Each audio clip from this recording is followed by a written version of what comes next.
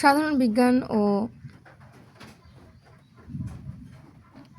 ও পরিবেশ বিজ্ঞান থেকে আসা প্রশ্নসমূহ হচ্ছে 44তম বিশেষ।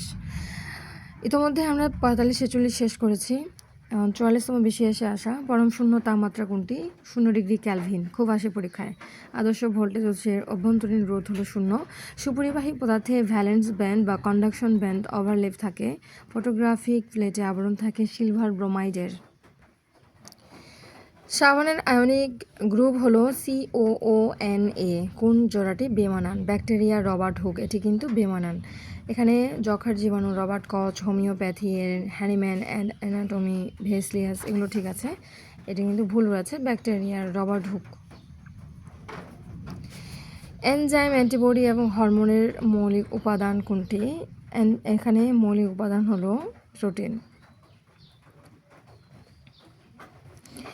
বজ্রবৃষ্টির ফলে মাটিতে উদ্ভিদের কোন খাদ্য উপাদান বৃদ্ধি পায়? নাইট্রোজেন। বজ্রবৃষ্টির ফলে কিন্তু নাইট্রোজেন বৃদ্ধি পায়। ফলিক অ্যাসিডের অন্য নাম ভিটামিন B9। ব্যাকটেরিয়া গতিশীলতার জন্য তার যে গঠন দায়ী তা মূলত ফ্লাজেলা। কেপলার 452b একটি হলো পৃথিবীর মতো একটি গ্রহ।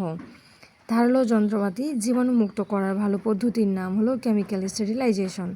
যে কারণে শৈশব অন্ধত্ব হতে পারে তা হলো হাম। শিশুদের ভিটামিন A ক্যাপসুল দিতে হয় বছরে 2 বার। মকর ক্রান্তির রেখা কোনটি? 23 ডিগ্রি 30 পূরব দক্ষিণ অক্ষাংশ।